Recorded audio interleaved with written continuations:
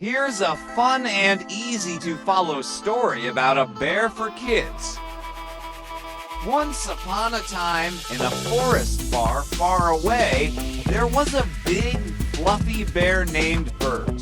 Bert loved things more than anything in the world, honey and his favorite spot in the forest, where the sun shone bright and warm. One day, while out searching for honey, Bert stumbled upon a beehive. His tummy growled with excitement, and he couldn't wait to taste the sweet, sticky treat.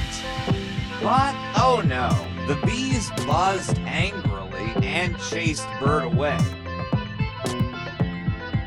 Undeterred, Bert decided to visit his favorite spot in the forest.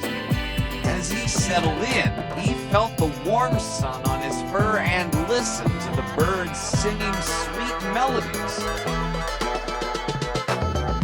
Suddenly, he heard a faint humming sound.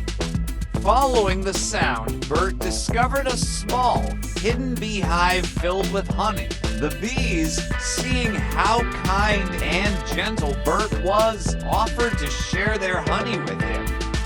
From that day on, Bert visited the bees every day, learning all about the importance of friendship, sharing, and taking care of one another.